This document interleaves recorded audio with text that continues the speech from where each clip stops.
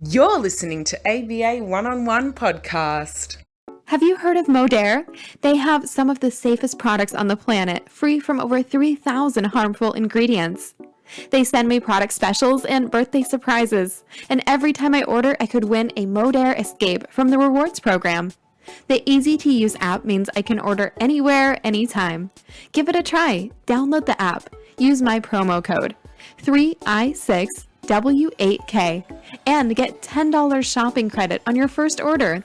Share with friends and they get $10 as well. Modere. Stylish, safer, smarter. Modere is a proud sponsor of ABA One-on-One. We have lots of athletes using their liquid biocells like former NFL player Willie Harper. Have a look for yourself. You can either go to www.modere.com or www.modere.com.au. Use our show promo code 3i6W8K. Get $10 off on your first order. It costs you nothing to look. The American Basketball Association is the largest pro league in the world. Some great opportunities for team ownership are available, and the cost may surprise you. If you've ever thought about team ownership in a pro league, give us the opportunity to help make it a reality. Reach out to us for more info. For USA teams at www.abaliveaction.com. In Australia, go to www.abaleagueaustralia.com. Hey guys, it's time for a new episode of ABA One-on-One. Open up, yeah. Open up now. Open up. Open up, yeah. Open up. Open up now.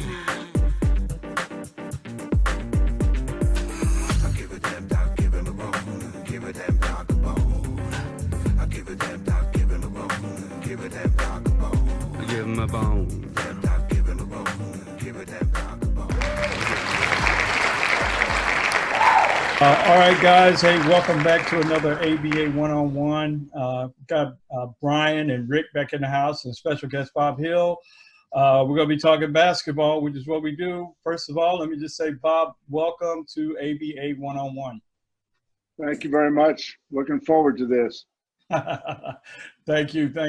Hey, what we'd like to do is just kind of first start off, tell us about your career coming up out of college and everything, and how you got in, with Phoenix Suns, and I think you were in New York for a minute, and San Antonio. Like, how did all that come to be? Well, I spent 14 years in college basketball first, and the last 6 of those years was at the University of Kansas. And Mike Fratello is a good friend of mine, and he was Hubie Brown's assistant with the Atlanta Hawks, and they had a summer camp.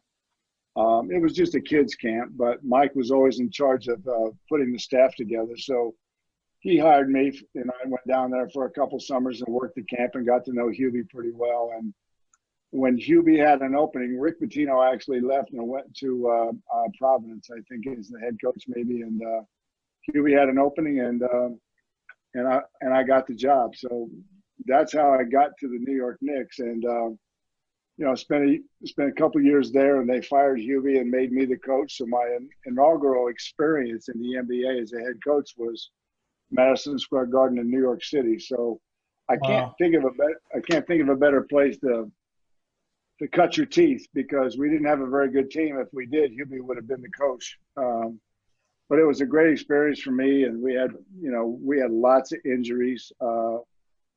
Actually, Bernard King was on that team. But he was out, Patrick Ewing, Billy Cartwright, Pat Cummings, who has, and I think passed away 2 or 3 years ago. But that's kind of where I got started. And when they let me go, I went and coached a year in Italy, which was really fun and a very, very interesting. We won the Italian Cup championship, got to the semifinals my first year, and lost at the buzzer, or we'd have been in the finals again against Bob McAdoo and Mike D'Antoni were both players in Milan, and they won it that year. And then from there, I went to the Indiana Pacers, and became the head coach there, and we had 4 quality years, got to the playoffs every year. And I had Reggie Miller, Detlef Schrempf, Chuck Person, Rick Smith. It was a very, very offensive-minded team. We weren't very good defensively. LaSalle Thompson was a good low post defender. Michael Williams, Vern Fleming were my guards, and we won our share of games. Certainly, if we could have defended a little bit better, probably would have won more. Then I went to Orlando, spent a year with them as an assistant with Shaquille and Penny and that crowd. And then I got the San Antonio job, and we won 60 games a year there. Set all kind of records there, and just was a terrific experience. And from there, I lost my mind. And here's a good story for you. I had 2 offers on the table. This was pretty quick after it happened. I could have gone to Greece for $1.8 million, 2-year contract, control the roster. Just vacations at the Greek Isles. It was a crazy contract. But my sons weren't. I didn't feel that they were at a point in their lives where I could leave them for a year. So the other offer was at Fordham University, which was a 10-year contract. It was worth a lot of money also. But it was a big mistake. I had never been at a place that was set up to fail. So I spent so much of my time trying to make it a Division I program financially to just to recruit. And that was not going to work, although I tried really hard to do my part. And then I went to the Seattle Supersonics and had the opportunity to coach Ray Allen, which was what a privilege that was. And Richard Lewis had a nice team, not a very good bench. And in the midst of all of that, I did a lot of work overseas. I've been to China many, many times, been all over Europe. The last experience we had, Mike Fratello was the head coach of the Ukrainian national team, and we went over there, and they had never been to the European Championships, and we got them. We qualified through the European Championships, got them to the World Cup, and we lost in the first round of the World Cup, but set all kind of records in the Ukraine. So it's, and then I've done lots of teaching and preparation for the NBA with pre-draft guys, and you kind of name it, I've done it at this point in my life. Wow. Okay. Awesome. Well, CJ, I met Bob for the first time up at the USBA, the United States Basketball Academy, up in above Eugene, Oregon, and I was like awestruck because I'm a basketball historian. I know Bob Hill. I've known of him, and now I got a chance to work with him up there. It was very, very good for me, and I got to know him, and we've stayed in contact over the years, and I've followed his career obviously. And I was in China too, coaching, and then I was also then I go over and start doing camps in the summer, but. Bob, he's special to me. Awesome. Hey, who was at San Antonio when you were coaching there? Oh, that's a great story. I can't wait to hear this one. Who was I remember those teams. That was a good team. Who was on the team player-wise? Tell that story. Oh, yeah, go ahead. Well, David Robinson was, he was. You could talk about David Robinson for about an hour, just him, because he's such a, incredible.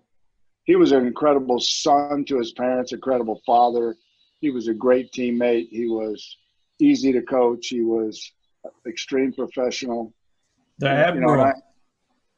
And I had Dennis Rodman at the same time. So, and I can tell this story now because it's, no one really cares at this point, but Dennis was in Detroit, as you all probably know, and he had a no trade clause in his contract.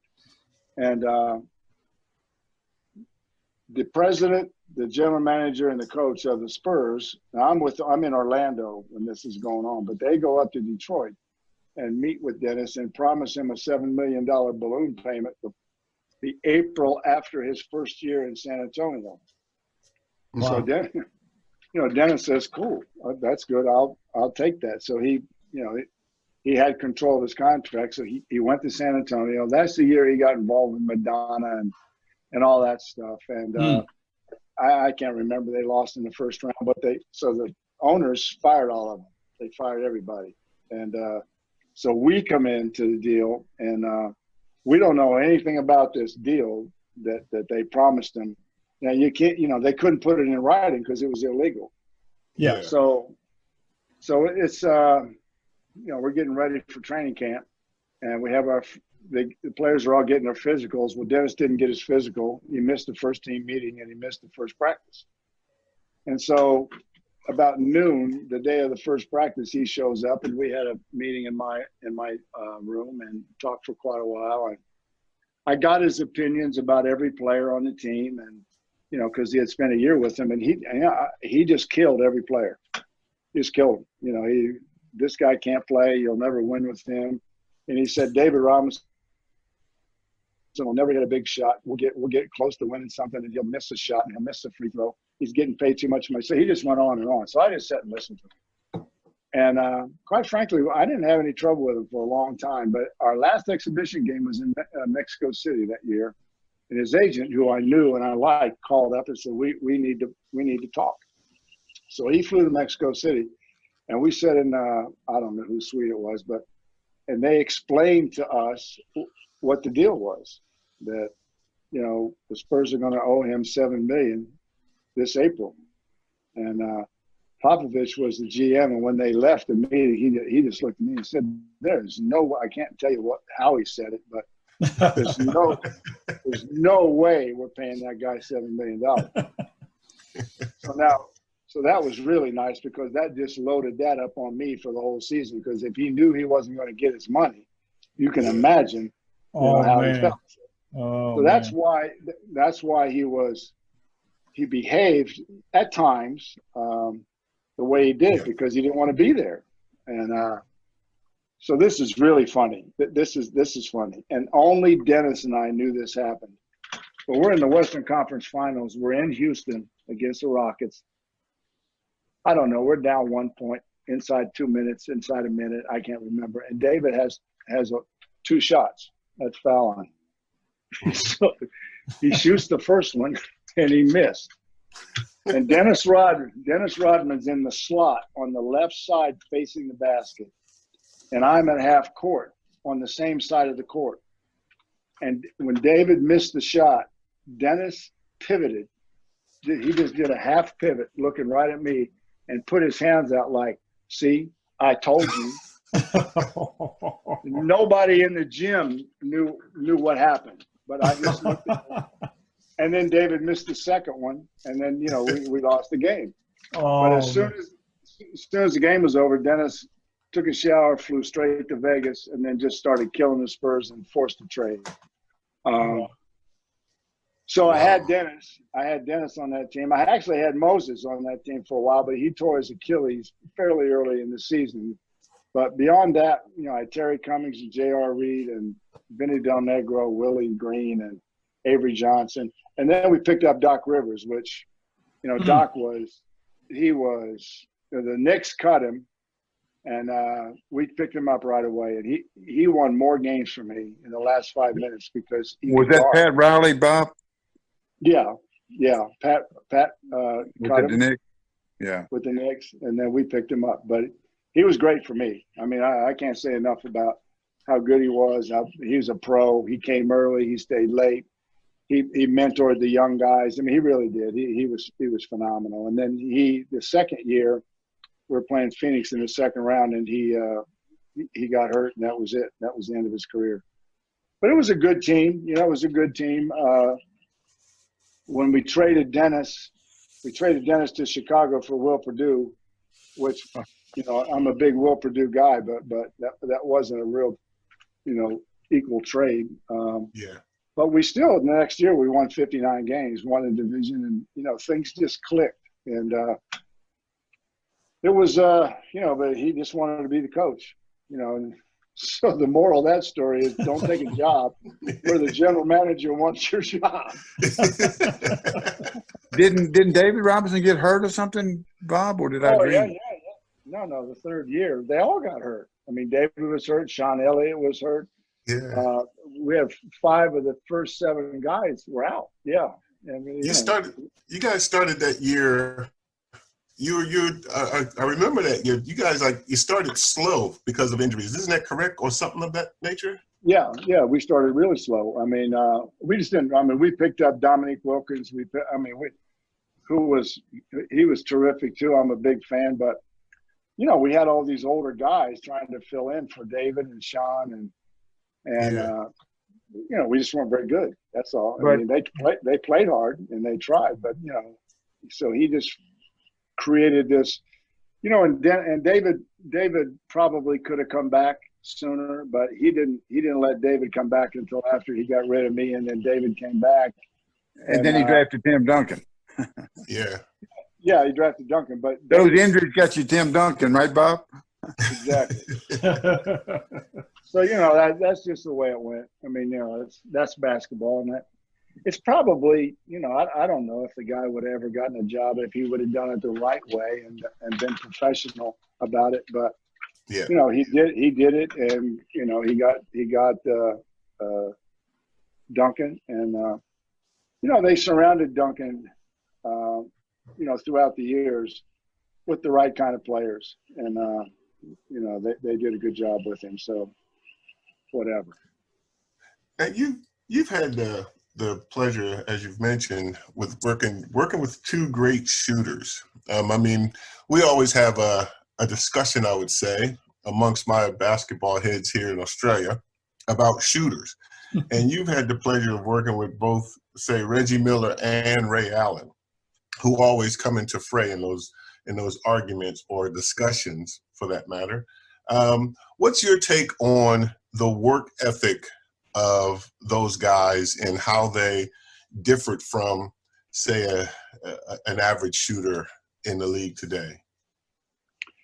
Well, let's do Reggie first. Reggie, let me tell you a good story first. Reggie, when Reggie was growing up, when he got in trouble, his dad, instead of sending him to his room or putting him over his knees, sent him to the backyard and made him shoot free throws for 3 hours. That was his punishment. Wow. That really paid off. Wow. It's a good punishment.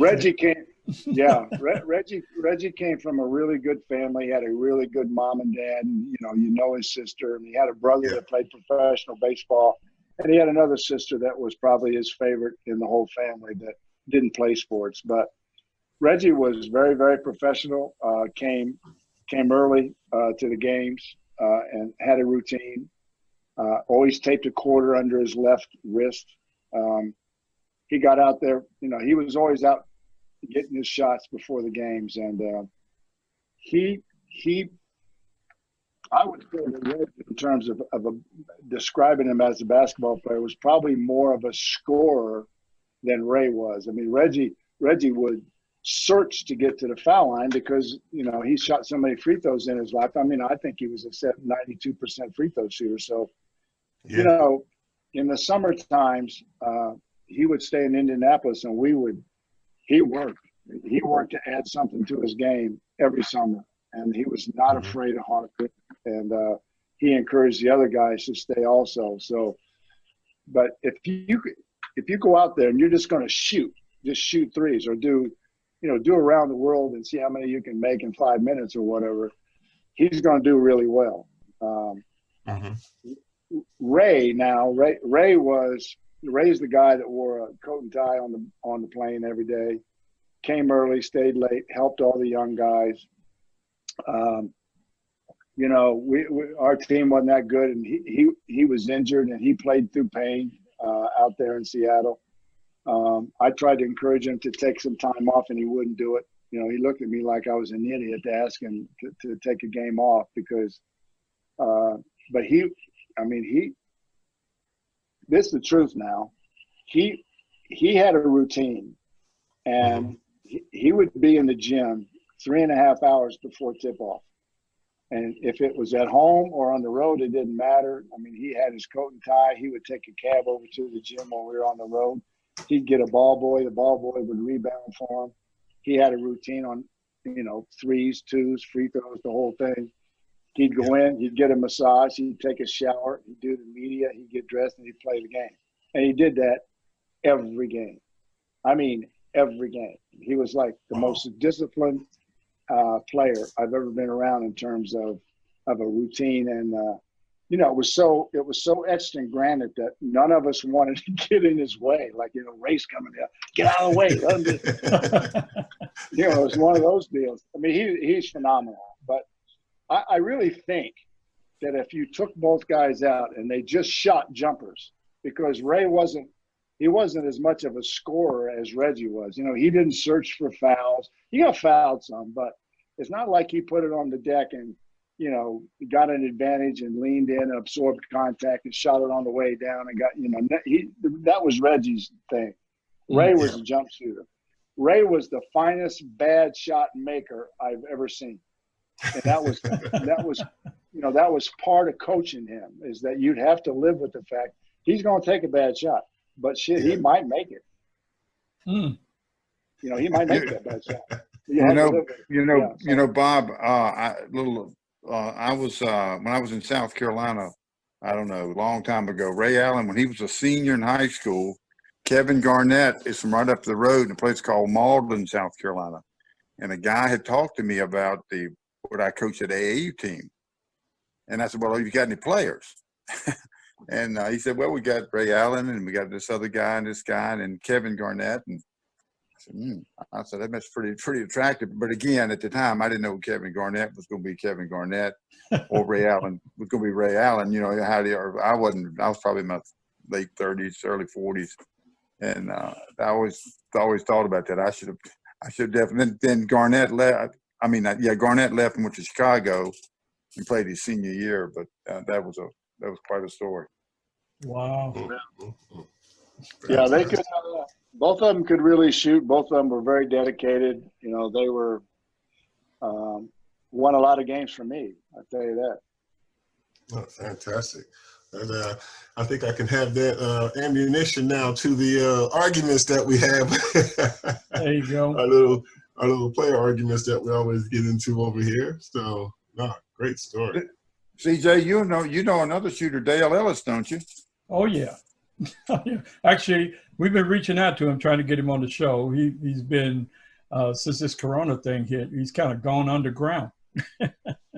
Well, he could shoot now. I'm going to tell you that. But he was, if you got to him on the catch, he wasn't a guy that was going to put it on the floor much. He was going to stand and shoot jump shots. And if you didn't get to him, he'd make them. But he was not going to put it on the floor. So, when you coached against him, you always had to be aware of where he was, and you had balls in the air. You had to get to him. If you did, he wouldn't take a bad shot that I remember anyway. So if you got to him, and they ran some good stuff for him. So, the action they ran for him was always good. And, but he's a good man and he could really shoot it, but he didn't put it on the floor too much. So, Ray would put it down once or twice, or he used an escape dribble because everybody used to try and run him off the 3-point line, obviously. And, like I said, though, he was a bad shot maker. I mean, it just didn't matter. Where Dale was pretty much straight up and down, but if you didn't get to him, he'd make them. Okay. Wow. Okay. Now, one other question, Bob. Now, you mentioned that you were over in Europe and you coached in Italy. And I remember, because I used to play over in Greece, and we used to play a couple of Italian teams like Benetton with when we played against Kukoc and those guys. And what's your views? Because you're one of the few coaches that have that opportunity to go over and coach and be successful there, and also be successful in the NBA. What's your take on the different styles of play? I mean, I hear a lot of talk today about it being more physical over there, but when I played there, it really didn't seem that physical as it did back home. What's your take? Well, first of all, in the NBA back then, we had zone rules, but the NBA game was very physical, as you well know. I mean, they've changed the rules a lot today because, you really aren't allowed to do much defensively. So if your footwork isn't very good, if you watched the Clippers play last night, I mean, yeah, Doncic just drove past them constantly. And so they've changed the rules because you can't hand check, you can't use your forearm. If you take a hard foul, you're liable to get kicked out of the game. So, back then, Charles Oakley was famous for if you caught the ball on the right wing, made a quick decision, drove, and the guy hand checked you, which is probably okay. But if he hit you too hard and they blew the whistle and you kept going, Oakley would rotate and knock you down on your backside, and there was no call. There was no call on the second foul. It just wasn't. Well, none of that happens today. That doesn't happen. And over in Europe, the European rules are more like college rules, where there's no zone rules. You can play any defense you want to play, and it was physical. It was very physical, partly because when I was in Italy, the officiating was so bad. I got so many stories about coaching in Italy. We could talk for 2 hours. But I had Michael Ray Richardson was on my team. Wow. And Michael Ray's like my son now. I mean, we talk all the time, and I mean, we became so close when we were in Italy. And I had Clement Johnson was the other foreigner. Both. Yeah, we had him on the show. Clement? Yeah. Clement's my guy. That's my guy. Florida A&M. What a wonderful guy. I mean, yeah, he is. I mean, he was fantastic. I got a great story about him. Okay, here's a good one. We are playing in Venice, and Michael Ray and I had a nationalized Italian on my team named Mike Sylvester. They were both suspended for fighting. I mean, we had a pretty tough team. Michael Ray, he'll drop you in a second if you say the wrong thing to him. So we're playing without them, and Clement felt like he really needed to step up and have a big game because we needed to win this game. So, long story short, we lost the game in the last, 10 seconds. Clement missed a shot or something, and he wasn't happy with the officiating. So the game ends, and I walk out like to the foul line, and he's at the other end of the court, and I'm going, oh boy, I hope he's liable to punch these officials or do something stupid. So I go walking down there, and he went over to both officials and he shook their hands, which I thought, wow, that's great. So he shook the second guy's hand. This is a true story now. He shook the second official's hands, and he walks down, and the locker rooms were right behind the benches. And there were 2 doors to the visiting locker room. Now, there were only 2 hinges on each door, but there were 2 doors.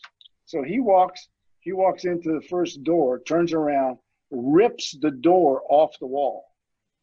The door.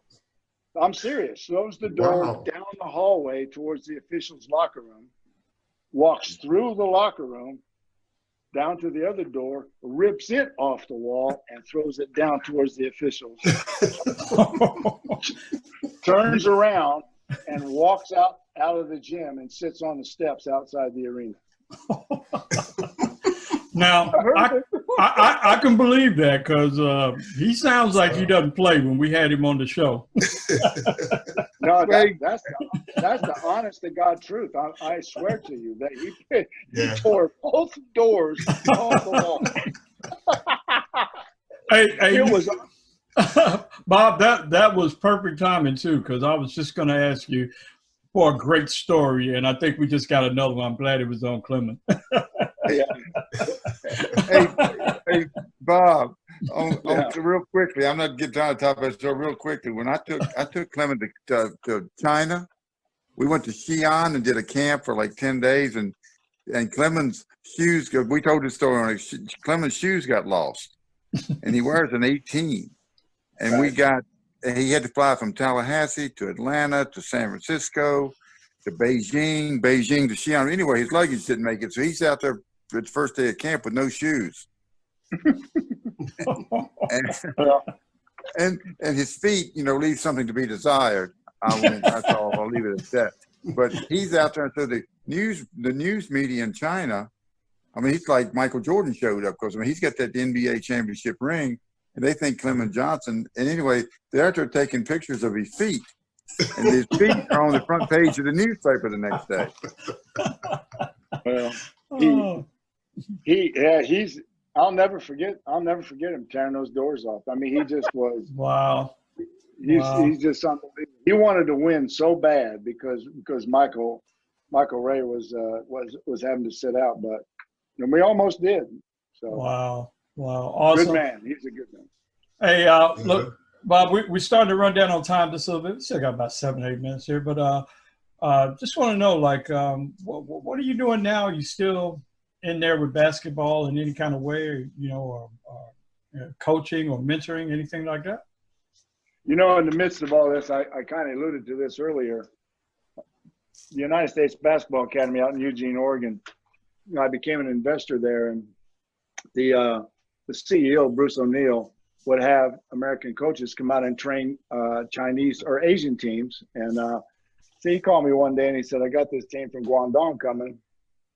The coach wants you to come and just train them twice a day for 2 weeks, all defense. So I said, okay. So I flew out there, and the first day, the coach's name is Lee Twin John, and he comes into practice, and I'm running the practice, and he and I don't know. I swear to God, I don't know how this happened, but we just hit it off.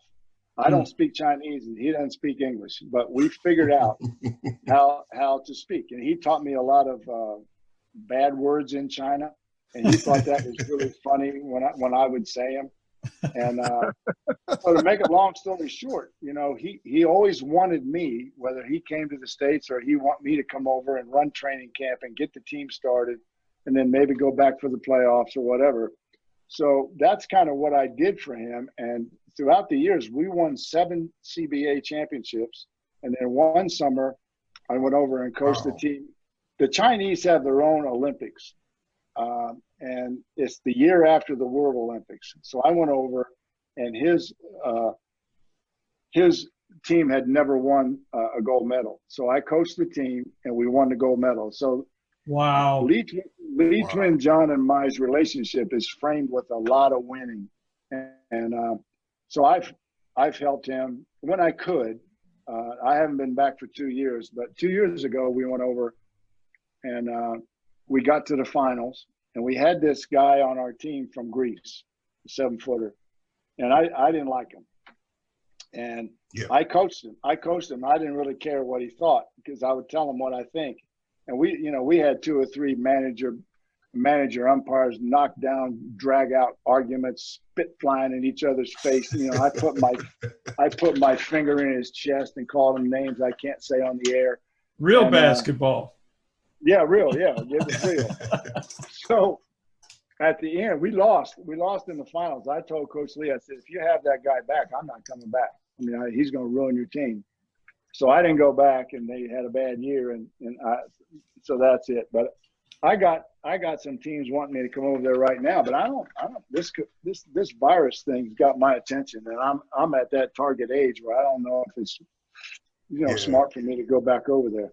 But if I don't do that, I'm going to go out to San Francisco and train with and work with Matt Crisano. And this is really an interesting gig he's got. But I did it for 3 summers where he trained pre-draft guys. I did the skill set stuff, and he did the conditioning. Mm-hmm. Now he's got these one-and-done kids, which I think these one-and-done guys that have gone to college is I don't know why they would do it. And he's got 5 of these one-and-done kids right now in San Francisco, and they're going to be so much better off at the end of this year because they trained with him and worked with NBA coaches going into the draft. It's silly. So I'm going to go out there and work with him, but I'm still heavily involved. I train kids all summer here in Montana, and I love it. Awesome. Okay. Well, look, man, we're about to wrap this whole thing up, but I definitely have to say thank you for giving us some of your time. And man, I'm coming out there, and I'm gonna come out there one summer, Bob, and work with you. I said that last summer, and then this fire started. But I'm gonna come to Montana. I've never been to Montana, so I'm coming out there to work with you. I was in Montana last year, actually, in September up in Butte. I went up to Butte because when I played for Calvin up there, Calvin Sampson, they had us all come back last September because the teams that we had, we were inducted into the Hall of Fame up there. And good. Congratulations. Yeah, thank you. Remember that. Thank you. Congrats again. Yep. Yeah, and we went back. Awesome. So beautiful place, Montana. Yeah. I was supposed, years ago, I did a 2-week clinic in Hong Kong, and I had an Australian coach with me. His name was, he always told me that he was going to bring me to Australia to do a clinic. Bill Tomlinson? No. Brian Gorgian? No, but I know Brian because he coached over in China a lot. I know Brian really well. I like Brian. He's not going back to China. Real good friend. Yeah, he just got the job there at Illawarra over here. Yeah. Yeah, he's going to stay in Australia, which I think is probably a good idea. Yeah. Rex Nottage was his name. Yeah, Rex. Yeah, from Sydney, New South Wales. Yeah. Like I know Rex. Will you tell Rex the next time you see him? Yeah. You had me on your show, and I talked about how bad a guy he is because he never brought me to Australia to do a clinic. Good man. All right, guys. With that being said, we're about to run out of time here, but yeah. Bob, I'm gonna give you a call when the show's over. I got a question. I got something I got to tell you about Roger Morningstar. Okay. All right, okay. man. But Bob, Fantastic. hey man, thanks once again, and Thanks, Bob. we told Appreciate all the good guests we're always going to bring you back. So I think we told everybody that's come on the show we're bringing you back. So I appreciate it once again, my man, and we will keep in touch. And thank you for being on ABA 101. Thank you, Bob. Thanks, Thanks Bob. for having me. Okay, guys. Appreciate you, man. Yeah, Rick, Brian, peace. Yep. See you, boys. All good. All right, guys. Take care. Bye. Yeah. Sassy B Worldwide Productions. With over 25 years of entertainment experience, we have done it all. Celebrity appearances, red carpet events, image consultation, and branding design. Our clients range from American football stars to Hollywood celebrities and everyone in between. Want to make a splash in the entertainment industry? Then it's time to get sassy. SassyBWorldwide.com. The best way to keep up with everything happening around here at ABA 101 is to join our monthly newsletter. Just for joining, we give you $230 worth of free gifts from our sponsors once you confirm your email address. You can unsubscribe at any time, but why would you? Just go to our website, www.aba101.club, scroll to the bottom of the page, and subscribe.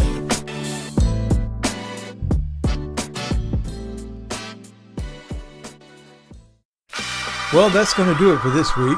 Remember, you can keep up with every episode by subscribing via our website.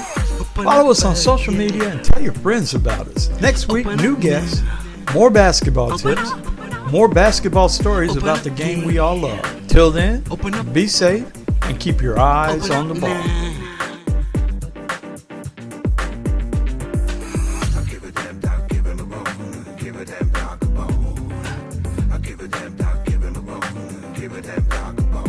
Give him a bone.